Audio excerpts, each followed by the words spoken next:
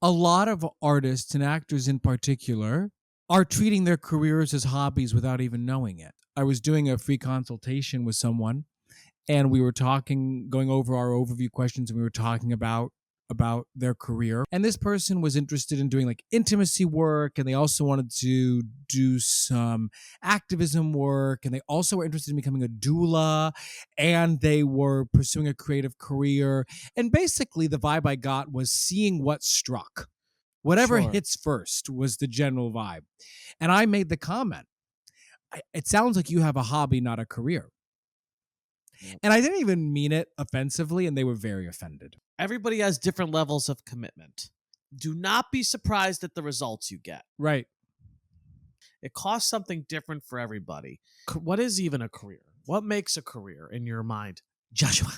Well, the word that you used, and I think it's a good word to use, is a commitment. And I guess that's probably subjective for a lot of people, because I would argue that some people like might feel emotionally committed. You know, I am committed to building a creative career. Like I want it, and I feel that commitment to my work and my creative work. But then the question is that paired with investment? And it doesn't just mean financial investment. Am I actually doing what I can, putting in the time and energy uh, consistently, Right. to make that commitment even mean something? This is the business I'm in, whatever it is. Now, look, I'm not saying that flexibility is not important, right? Being flexible and, you know, but this is the path I'm taking. This is the path I'm taking. This is the business I'm in. This is what I'm putting out there. This is what I'm going after. And what's Mm-hmm. interesting is, we've been talking a lot the past couple episodes about like how, I love that quote that Clayton had about like, life punishes the vague ask, Right. and rewards the specific ask, and it's like Yeah. really, having a career means really committing to a vision and a path, which we'll get to in a second. And yes, the time investment and the money investment, it's like, you know, yes, financially to whatever extent you can, but also like look at where you're spending your energy. Look at where you're Right. spending your energy and your time. And Right. this last piece here of long-term planning, I mean, that's a combo of both, right? Because like having a career I would argue that having a career means that you are intentionally growing something. You are intentionally growing something. That's the common thread here, I would say, between all three of these things. So when you say Yeah. long Intention. term, Sure. this is what I want to accomplish. These are the goals I want to hit. This is where I want to take my artistic career. Inherent in that is a sense of, well, where am I going? What am I going after? How am I getting there? How am I achieving these things? Right? So Yeah. thinking ahead, right?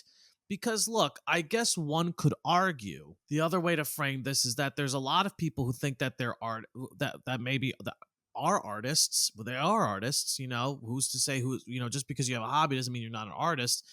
But there's this belief that the artist lifestyle is is a lifestyle is not a career. And I say this because when you're saying that this is my career, one thing we are not talking about here, Joshua, is an expectation to make money. An expectation that I have to actively go get business for myself so I can earn a living from it.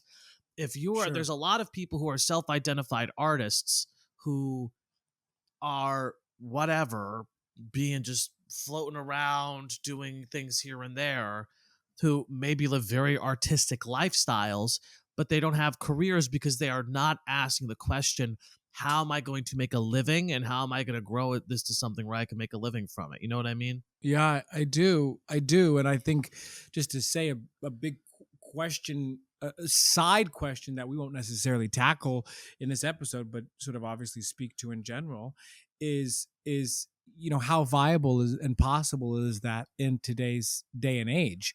I mean, we've talked about this a lot, but I do think that that's the backbone of this. Of in a lot of ways, is how do you do that? How do you make enough money to survive? Because as we've broken down time and time again, even a career, unless you are doing a major commercial production and still then making a livable wage, even if I'm about to go do this gig in a few weeks, and it's not that it pays poorly, right? Not at all. But if I were to be making that much money even 52 weeks out of the year, it still wouldn't be enough to live, especially in New York City. And so quite literally, there's that question of can you make an acting career, truly viable, standalone, in maybe the ways that some people think that you can, Well, just to say